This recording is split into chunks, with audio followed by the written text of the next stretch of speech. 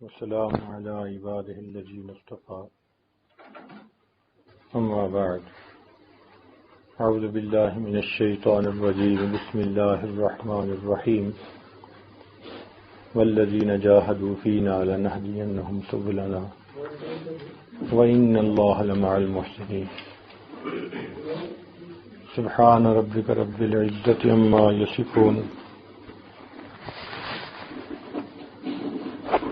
وسلام على المرسلين والحمد لله رب العالمين اللهم صل على سيدنا محمد وعلى آل سيدنا محمد وبارك وسلم اللهم صل على سيدنا محمد وعلى آل سيدنا محمد وبارك وسلم اللهم صل على سيدنا محمد وعلى آل سيدنا محمد وبارك وسلم.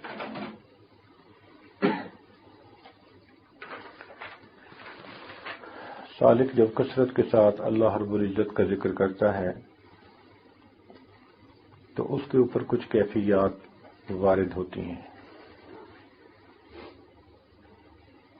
جو بندہ ذکر نہ کرے اس پر کیفیات بھی وارد نہیں ہوتی. اس لیے ہمارے مشائخ نے فرمایا من لا ورد لہ لا وارد لہ. جو آدمی ورد اور وظائف نہیں کرے گا اس کے اوپر واردات اور کیفیات نہیں ہوتی. رہ گئی بات ذکر کی تو اس کے اثرات انسان کے اوپر یقینی ہیں. چونکہ اللہ تعالیٰ کہ محبوب نے بتلا دیا کہ جس مجلس میں ذکر کیا جاتا ہے نازلت علیہم السکینہ، ان پر سکینہ نازل ہوتی ہے. سکینہ کہتے ہیں اللہ تعالی کی رحمت کو. اللہ تعالی کی طرف سے جو خصوصی برکت، رحمت، نور اہل ذکر کے اوپر نازل کیا جاتا ہے اس کو سکینہ کہتے ہیں. اور اس سکینہ کے انسان کے اوپر مختلف اثرات ہوتے ہیں. کئی مرتبہ اس سکینہ کی وجہ سے انسان کے دل کی پریشانی ختم ہو جاتی ہے. تو یہ بھی ایک پہچان ہے. دل کا اطمینان پا لینا، سکون پا لینا، مطمئن ہو جانا، غموں کا ہجوم انسان کے دل سے دور ہو جانا، طبیعت کا ہلکا پھلکا محسوس کرنا، یہ نشانیاں ہیں اس سکینہ کے نازل ہونے کی. بعض اوقات سالک کو اپنے دل میں اللہ تعالی کی محبت میں اضافہ محسوس ہوتا ہے. یہ نشانی ہے اس سکینہ کے نازل ہونے کی. بعض مرتبہ انسان کو اپنے گناہوں پہ بہت ندامت ہوتی ہے، رونا آتا ہے، افسوس ہوتا ہے. یہ بھی نشانی ہے اس سکینہ کے نازل ہونے کی.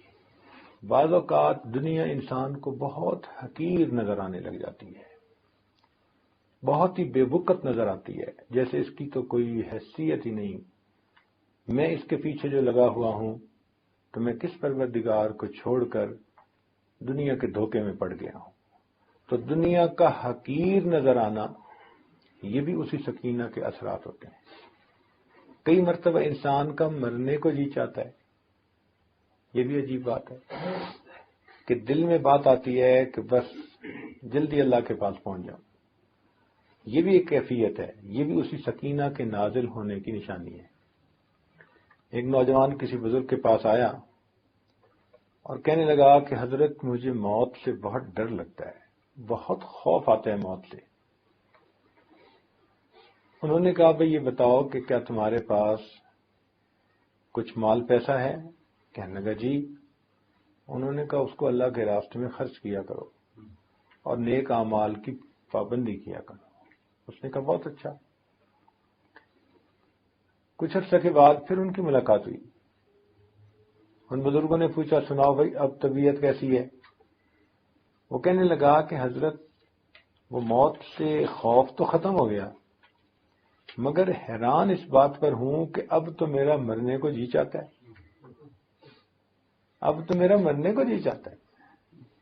مگر ایسا کیوں ہوا؟ تو تو ان بزرگوں نے انہیں بات سمجھائی، فرمانے لگے دیکھو بندے کا دل وہیں لگتا ہے جہاں اس کا خزانہ ہوتا ہے۔ پہلے تم نے اپنے آگے کے لیے کوئی سرمایہ جمع نہیں کیا تھا، تمہیں موت سے وحشت تھی۔ اب تم نے جب آگے سرمایہ بھیج دیا نیکیوں کا، صدقے کا، مال کا، تو جہاں سرمایہ ہوتا ہے بندے کا وہیں جانے کو جی چاہتا ہے۔ تو رحمت کے نازل ہونے کی ایک نشانی یہ بھی ہوتی ہے کہ انسان کا مرنے کو جی چاہتا ہے، موت اچھی لگتی ہے، موت سے وحشت ختم ہو جاتی ہے۔ اور بعض اوقات ایسے بھی ہوتا ہے کہ انسان کو اپنے جو ہے اوپر یہ کیفیت محسوس ہوتی ہے جیسے نیند آ رہی ہو، اونگ کی سی کیفیت محسوس ہوتی ہے۔ یہ جو اونگ کی کیفیت ہے یہ بھی وہی سکینہ کے نازل ہونے کی نشانی ہے، اور اس کی دلیل قرآن مجید سے اللہ تعالیٰ فرماتے ہیں اذ یغشیکم النعاس امنۃ منہ۔ دیکھا میدان بدر میں اللہ تعالیٰ نے رحمت نازل فرمائی، فانزل اللہ سکینتہ علی رسولہ وعلی المؤمنین۔ اب قرآن مجید میں ایک جگہ یہ فرمایا کہ اللہ تعالیٰ نے اپنے رسول صلی اللہ علیہ وسلم پر اور ان کے جو خدمت گزار تھے ایمان والے ان پر سکینہ نازل فرمائی، اور پھر ساتھ دوسری جگہ فرمایا کہ جب تمہارے اوپر اونگ کو طاری کر دیا گیا۔ تو سکینہ کی کئی مرتبہ یہ بھی نشانی ہوتی ہے کہ سالک اونگ محسوس کرتا ہے۔ اچھا یہاں یہ بات بھی ذرا کلیئر سن لیں کہ بعض اوقات کچھ لوگ یہ کمپلینٹ کرتے ہیں کہ حضرت ہم مراقبے میں بیٹھتے تو ہیں، ہمیں بیٹھتی نیند آ جاتی ہے۔ وہ بیچارے ضروری نہیں کہ تھکے ہوئے ہوں تو نیند آتی ہے، نہیں، فریش ہوتے ہیں، اور فریش ہونے کے باوجود جیسے ہی مراقبے میں بیٹھتے نیند آ جاتی ہے، وہ بڑے پریشان ہوتے ہیں۔ تو یہ بات سمجھ لیں کہ مراقبے میں نیند آ جانے سے پریشان نہیں ہونا چاہیے، کوشش کرنی چاہیے کہ نیند نہ آئے، اپنی طرف سے انسان کوشش کرے کہ بیدار ہو کر ہوشیار ہو کر بیٹھے، لیکن اگر بالفرض نیند آ بھی جائے، اونگ آ بھی جائے تو اس سے فرق نہیں پڑتا۔ یہ آپ لوگوں کو ایک مزے کی بات سناؤں کہ جب آپ نیت کر کے اللہ کی یاد کی، مراقبے میں بیٹھ گئے، تو آنکھ لگ جانے سے اس میں کوئی فرق نہیں پڑتا۔ اب اس کی دلیلیں سن لیجئے۔ فرض کرو کہ ایک آدمی فقیر ہے اور کسی سخی کے دروازے پر گیا ہے اور فجر پڑھ کے جا بیٹھا۔ اب جب جا بیٹھا تو وہاں بیٹھے بیٹھے اسے اونگ بھی آ گئی، وہ آدھا گھنٹہ ایک گھنٹہ اونگتا بھی رہا، بیٹھا بھی رہا۔ تو جب اس کا وہ آدمی سخی آئے گا اور پوچھے گا جی آپ کب آئے، تو کیا وہ اپنی اونگ کا ٹائم نکال کے بتائے گا؟ کیا بتائے گا کہ جی فجر پڑھ کے آ گیا تھا؟ تو حاضری لگے گی تو کس وقت سے لگے گی؟ فجر پڑھ کے آ گیا تھا۔ اور بیٹھے بیٹھے اگر اونگ آ گئی تو وہ تو ایک کیفیت ہے بندے کے اوپر۔ تو اگر دنیا کے سخی کے دروازے پہ جاؤ تو وہ بیٹھنے کا وقت دیکھتا ہے، درمیان میں اونگ کے وقت کو نظر انداز کر دیتا ہے۔ تو اگر سخیوں کے پروردگار کے دروازے پہ جا کر بیٹھو تو وہ پھر کیا اونگ کے ٹائم کو نکال دے گا؟ اب اس کی ایک اور پریکٹیکل مثال دوں آپ کو، یہ تو خیر ویسے ہی ایک بات سمجھانے کے لیے تھی۔ آج کل کچھ باتوں کو سمجھنا آسان ہو گیا ہے سائنسی ترقی کی وجہ سے۔ مثال کے طور پر آپ نے سیل فون دیکھے ہیں، ایک بندہ سیل فون کو چارجنگ پہ لگا دیتا ہے، آن ہو فون یا آف ہو، کوئی چارجنگ پہ فرق پڑتا ہے؟ آپ بتائیں، فون آن ہو یا فون آف ہو؟ جب چارجنگ میں لگا دیا تو چارجنگ۔ تو جب آپ نے مراقبے کی نیت کر کے دل کی بیٹری کو چارجنگ سے جوڑ دیا تو اب آپ کی سکرین آن ہے یا آف ہے، اس سے کیا فرق پڑتا ہے؟ اللہ تعالیٰ کی رحمت اترتی ہے اور بندے کے دل کی بیٹری کو چارج کرتی رہتی ہے۔ تو اونگ سے تو بالکل ہی نہیں گھبرانا چاہیے. ہاں اپنی طرف سے کوشش کرنی چاہیے کہ بیدار ہو کر بیٹھے, ہوشیار ہو کر بیٹھے. اس کی وجہ کیا ہے کہ کئی مرتبہ تو نیند یا اونگ تھکاوٹ کی وجہ سے آ جاتی ہے, کئی مرتبہ عادت کی وجہ سے آ جاتی ہے. کچھ لوگوں کی نیند ہی عادت ہی ہوتی ہے اونگنے کی, ذرا ان کی نیند کا سلسلہ ہی ایسا ہوتا ہے, ایور گرین ہوتے ہیں, مطلب جب چاہو ان کو سلا دو. بس انہوں نے مراقبے میں سر جھکایا تو بس اب ان کو یہ پتہ نہیں ہوتا کہ میں نے سر پہلے جھکایا تھا یا مجھے نیند پہلے آئی تھی, یہ نہیں پتہ ہوتا ان کو. مگر اس سے فرق نہیں پڑتا. اللہ تعالیٰ تو یہ دیکھیں گے کہ میرا بندہ میری یاد کی نیت کر کے بیٹھا تھا یا نہیں. اچھا بھائی یہ بتائیں کہ جب آپ بیٹھتے ہیں مراقبے میں تو آپ کی سونے کی نیت تو نہیں نہ ہوتی. تو انما الاعمال بالنیات, اعمال کا دار و مدار نیت کے اوپر ہے. ہاں اگر آپ نے نیت ہی کر لی کہ میں اس پوزیشن میں بیٹھ کے سونا چاہتا ہوں, وہ تو بات ہی اور ہے. مگر مراقبے میں بیٹھنے والا تو کوئی بندہ ایسی نیت نہیں کرتا, وہ تو اللہ کی یاد میں بیٹھتا ہے. تو اگر اس دوران اونگ بھی آ جائے تو اس سے کوئی فرق نہیں پڑتا. اور اصل وجہ یہ ہے بھائی کہ وہ جو سکینہ نازل ہوتی ہے نا, اس سکینہ کے نازل ہونے سے کئی مرتبہ انسان پر اونگ کی سی کیفیت ہوتی ہے. وہ اونگ نہیں ہوتی, حقیقت میں وہ سکینہ کے اثرات اس کے اوپر ہوتے ہیں. اس لیے مراقبے میں جو لوگ اونگ رہے ہوتے ہیں نا, وہ باتیں بھی ساری سن رہے ہوتے ہیں.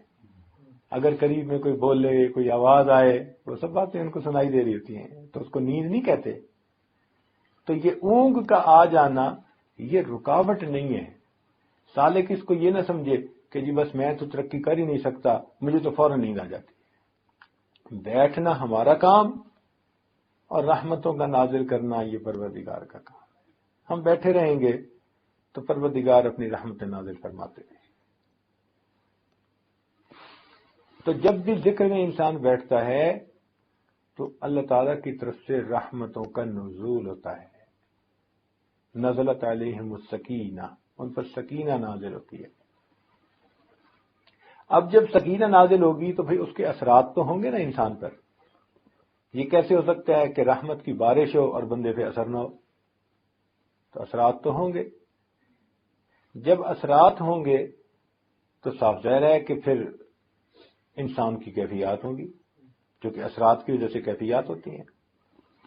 آپ دیکھیں عام طور پر جب بارش برستی ہے نا تو زمین کے اندر سے کچھ نہ کچھ جڑی بوٹیاں ضرور نکل آتی ہیں. ہاں کوئی پتھریلی زمین ہو تو بات اور ہے, ورنہ عام طور پر اس لیے جب بارش کا موسم ہوتا ہے نا, برسات کا موسم, تو خوب ہریالی ہوتی ہے. کہتے ہیں نا جی کہ ساون کے اندھے کو ہرا ہی ہرا نظر آتا ہے. وہ ساون کا موسم ہی ایسا ہے کہ اس میں برسات ہوتی ہے, اور برسات کے موسم میں زمین سے خوب کھیتیاں نکلتی ہیں, یعنی پودے نکلتے ہیں. جب اللہ تعالیٰ کی رحمت کی برسات برستی ہے تو انسان کے اندر سے کیفیات کی پودے اور کھیتیاں پھر برآمد ہو جاتی ہیں. کیفیات کو روک نہیں سکتے. ذکر کی وجہ سے بندے کی کوئی نہ کوئی کیفیت ضرور ہوتی ہے. یا تو اس کو اللہ تعالیٰ کی محبت میں اضافہ نظر آئے گا, یا جو کیفیتیں میں نے پہلے بتائیں وہ محسوس ہوں گی. اور اگر کوئی بندہ کہے جی کہ مجھے تو کوئی بھی کیفیت محسوس نہیں ہوتی, تو یہ بھی ایک کیفیت ہے. یہ بھی تو ایک کیفیت ہے نا کہ مراقبے میں بیٹھتا ہے تو اسے کوئی کیفیت ہی محسوس نہیں ہوتی. اٹ مینس کہ something is seriously wrong somewhere. اس کو ڈائگنوز کرنا چاہیے. کیا مصیبت ہے کہ اس کے دل پر اثرات نہیں ہوتے؟ کیا وجہ ہے کہ اس کے دل پر ان برکات کا اثر نہیں ہوتا؟ اور اس کی وجہ عام طور پر کوئی نہ کوئی زیادہ گڑبڑ ہوتی ہے. وہ بندہ کسی ایسے گناہ کبیرہ میں پھنسا ہوتا ہے کہ جس کی وجہ سے دل کے اوپر تالے لگے ہوتے ہیں, دل کے دروازے بند ہو چکے ہوتے ہیں. یا کوئی حرام حلال کا چکر ہوتا ہے کہ جو کیفیات اس کو ذکر میں ملتی ہیں, حرام ان کیفیات کو چھپا دیتا ہے. چنانچہ امام ربانی مجد لسانی رحمۃ اللہ علیہ نے یہ لکھا, فرماتے ہیں کہ ایک ہمارا خادم تھا, اور خادم لوگ جو ہوتے ہیں پھر ان کی رعایت بھی کرنی پڑتی ہے. هل جزاء الاحسان الا الاحسان.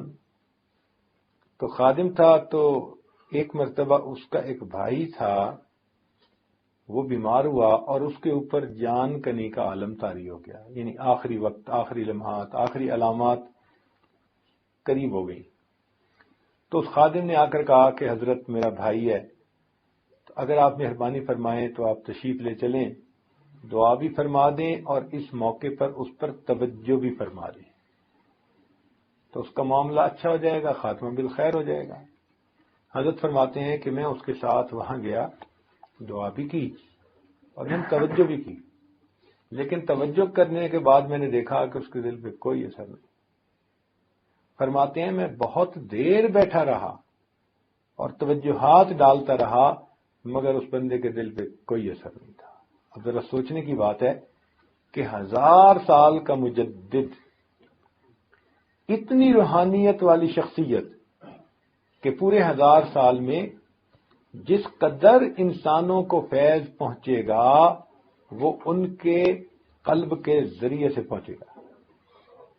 مجدد کا یہ مطلب ہوتا ہے جیسے امت کو فیض پہنچ رہا ہے نبی علیہ الصلوۃ والسلام کے ذریعے سے. نبی السلام نے فرمایا انما انا قاسم واللہ یعطی، اللہ تعالیٰ عطا کرنے والا ہے اور میں تو تقسیم کرنے والا ہوں. تو یہ قلوب کے ذریعے سے، جیسے تار کے ذریعے سے بجلی ہمارے گھر پہنچتی ہے، تار کے ذریعے سے بجلی پہنچتی ہے. دیکھیں بھائی، بارش کون برساتا ہے؟ اللہ رب العزت. بارش کون برساتا ہے؟ اللہ تعالیٰ برساتا ہے، مگر بادل اس کے لیے ذریعہ بن جاتے ہیں. سمجھ گئے؟ اولاد کون دیتا ہے؟ اللہ رب العزت دیتا ہے، مگر ماں باپ اس کے لیے ذریعہ بن جاتے ہیں. اسی طرح دلوں میں نور کون دیتا ہے؟ اللہ دیتا ہے، مگر پیر استاد اس کے لیے ذریعہ بن جاتا ہے.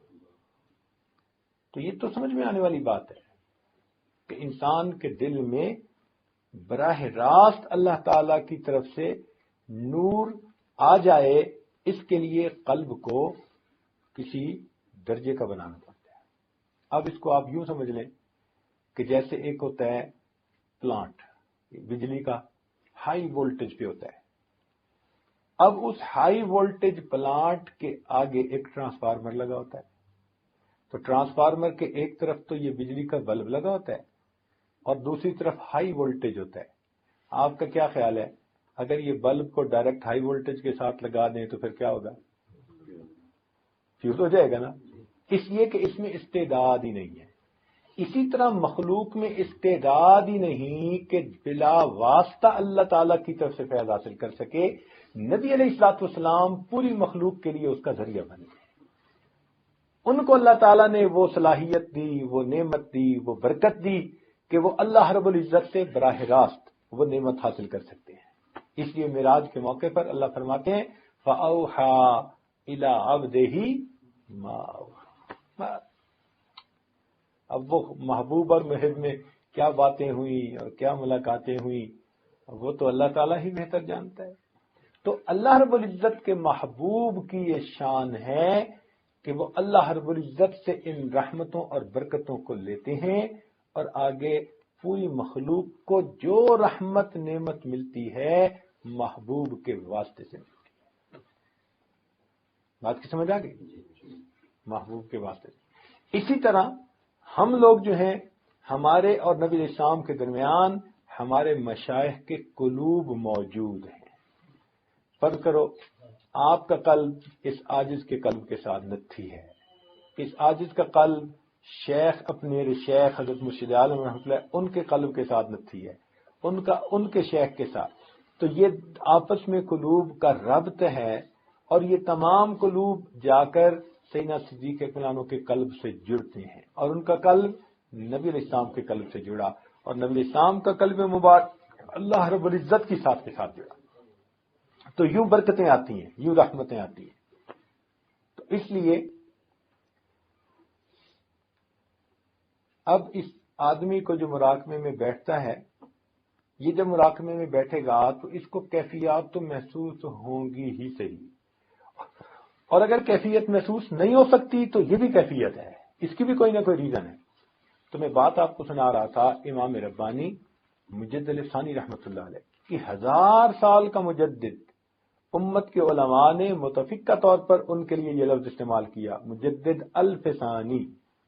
یہ جو ہجرت کے بعد دوسرا 1000 سال گزر رہا ہے، اس میں جتنے اولیاء کسی بھی سلسلہ کے ہوں، کسی بھی رتبے کے ہوں، ان کو جو فیض پہنچ رہا ہے، چونکہ وہ چاروں سلسلوں کے بزرگ تھے، امام ربانی مجدد ثانی رحمۃ اللہ علیہ وہ چاروں سلاسل کے بزرگ تھے، ان کو چاروں نسبتیں حاصل تھیں، لیکن اللہ تعالیٰ نے ظاہر میں ان سے نقشبندیہ نسبت کا کام لیا تھا ظاہر میں، لیکن جتنا یہ فیض آگے چل رہا ہے یہ ان کے ذریعے سے چل رہا ہے۔ اب آپ سوچتے ہیں اس روحانیت کا بندہ اگر کسی بندے پر بیٹھ کر توجہ کر رہا ہے تو پھر دل پہ تو اس کا اثر لازمی ہونا چاہیے، مگر وہ فرماتے ہیں کہ میں نے بہت دیر بیٹھ کر توجہ کی مگر اس بندے کے دل پہ کوئی اثر ظاہر نہ ہوا۔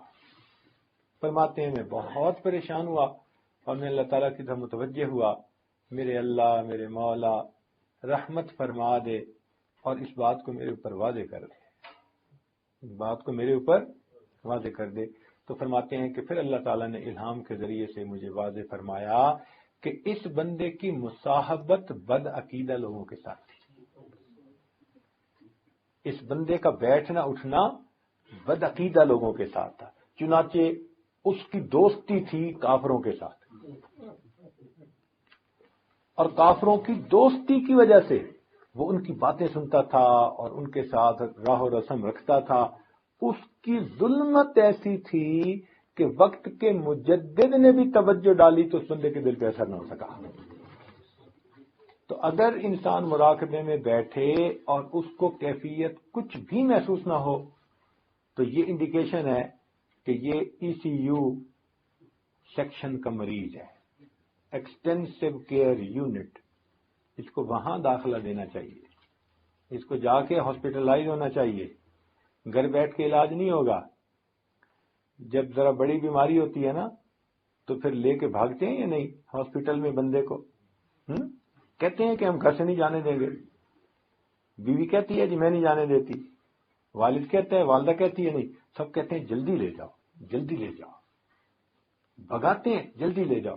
اسی طرح بعض لوگ روحانی اعتبار سے ای سی یو سیکشن کے مریض ہوتے ہیں، ان کو بھی پھر شیخ کے پاس آ کے ایڈمٹ ہونا پڑتا ہے، پھر ان کو خانقاہ میں کچھ وقت ساتھ گزارنا پڑتا ہے، پھر ان کو سفر میں حضر میں شیخ کی صحبت میں رہنا پڑتا ہے۔ یہ وہ مبارک لوگ ہیں کہ جن کا کلام دوا اور جن کی نظر شفا ہوتی ہے۔ کیوں بھائی آج کل شعاؤں سے علاج ہوتا ہے نا، پہلے زمانے میں یہ بات سمجھنی مشکل تھی، میں نے بتایا نا کہ آج کچھ باتیں سمجھنی آسان ہو گئی ہیں۔ دیکھیں کینسر کا علاج کس سے کر رہے ہیں؟ کیمو تھراپی، شعاؤں کے ذریعے سے۔ آج کل انسان کے اندر اگر سٹون ہو نا تو اس کو کس سے توڑتے ہیں؟ لیزر کے ذریعے۔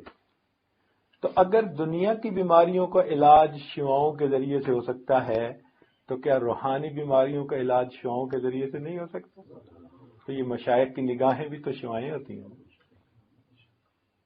تو اس لیے یہ نگاہ جو ہے نا، تیرا علاج نظر کے سوا کچھ اور نہیں، تیرا علاج نظر کے سوا کچھ اور نہیں، تو نظر کا اثر ہوتا ہے۔ اچھا اس کی دلیل شرعی طور پر دوں میں، حدیث پاک میں آتا ہے ایک صحابی تھے تو ان پر اثر ہو گیا، بیماری محسوس کرنے لگے، تو نبی اسلام نے فرمایا کہ بھئی تمہیں اپنے فلاں بھائی کی نظر لگ گئی، تو اس کو اتارنے کا طریقہ بتا دیا۔ اور حدیث پاک میں آتا ہے العین حق، کہ نظر کا لگ جانا ٹھیک ہے، نظر لگ جاتی ہے، نظر اپنا اثر کر دیتی ہے۔ اب بتائیں جس نظر کے اندر دشمنی ہے، حسد ہے، عداوت ہے، بغض ہے، حرص ہے، طمع ہے، اگر وہ نظر دوسرے بندے پہ اثر دکھا دیتی ہے تو اللہ والوں کی وہ نظر جس کے اندر رحمت ہو، شفقت ہو، محبت ہو، عنایت ہو، پھر وہ نظر اپنا اثر کیوں نہیں دکھا سکتی؟ تو اسی اللہ والوں کی بھی نظر لگ جاتی ہے۔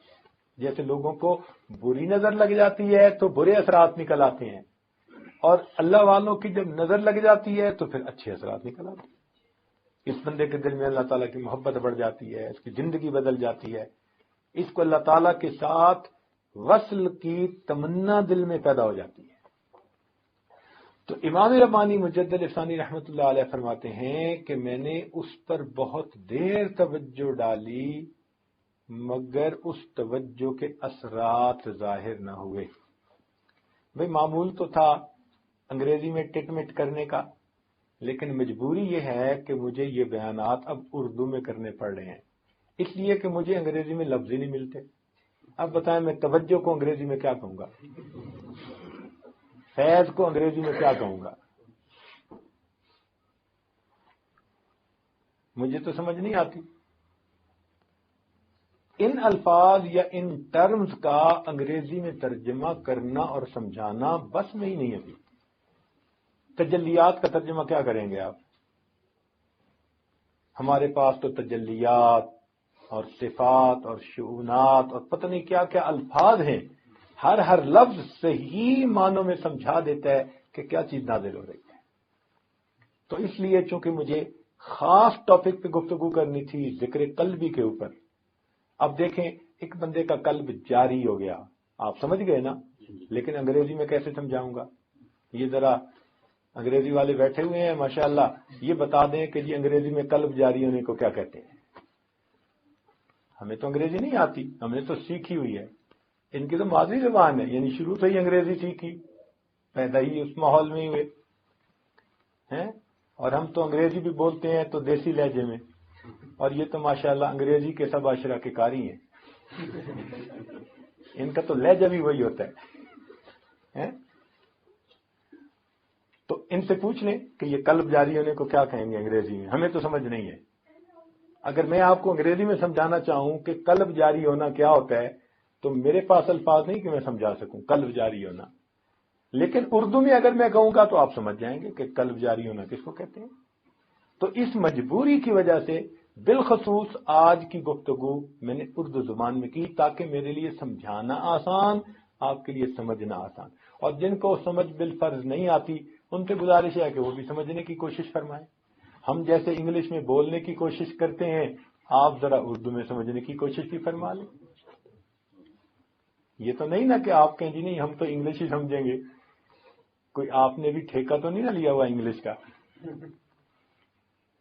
تو ہم بھی کچھ قدم اٹھا رہے ہیں کہ ٹٹ مٹ بولنا سیکھ رہے ہیں، اور آپ بھی کچھ مہربانی فرمائیں اردو سمجھنا سیکھیں تاکہ افہام و تفہیم آسان ہو جائے ہمارے لیے۔ تو مسئلہ یہ تھا کہ اتنے بڑے بزرگ کی توجہ کا اثر اس لیے نہ ہوا کہ اس بندے کا بیٹھنا اٹھنا کفار کے ساتھ تھا، اور کفار کی صحبت کی وجہ سے، تعلق اور دوستی کی وجہ سے اس کے دل کے اوپر ایسی ظلمت تھی کہ اب فیض اس کے اوپر اثر نہیں کر رہا۔ تو اس لیے اگر کسی پر ذکر کرنے کے باوجود اثر مرتب نہیں ہوتا، یہ بھی ایک کیفیت ہے اور اس کی بھی کوئی نہ کوئی ریزن ہوتی ہے۔ تو یہ طے شدہ بات ہے کہ جو بندہ ذکر کرے گا تو اس کے اثرات اس کے اوپر یقینی ہوں گے، یہ ممکن ہی نہیں۔ اس لیے آپ کو ایک گر کی بات بتاؤں کہ بغیر بتائے پیروں کو اندازہ ہو جاتا ہے کون ذکر مراقبہ کرتے ہیں اور کون نہیں کرتا۔ وہ کوئی عالم غیب نہیں ہوتے، عالم غیب اللہ رب العزت کی ذات ہے، مگر ان کے پاس فراست ہوتی ہے، فراست ہوتی ہے، اور وہ فراست کیا ہوتی ہے کہ ان کو اللہ تعالی سمجھا دیتے ہیں۔ اب میں آپ کو ایک موٹی سی بات بتا دوں کہ بھئی جب ذکر کے اثرات یقینی بندے پر ہوتے ہیں تو مجھے ایک بات بتائیں کہ اگر کوئی بندہ پابندی سے ذکر کر رہا ہے تو اثرات اس کے اوپر ہوں گے نا، اور اگر اثرات ہوں گے تو وہ پیر سے پوچھے گا نا۔ اب جو پوچھے ہی نہ کبھی، جو سبق کی بات ہی نہ کرے، جو مراقبے کا تذکرہ ہی نہ کرے، اور پیر سے پوچھے ہی نہ کیفیت خط ہی نہ لکھے، فون نہ کرے، ملے تو بھی مراقبے کا تذکرہ نہ کرے، یہ اس بات کی علامت ہوتی ہے کہ یہ صاحب ذکر و اذکار کو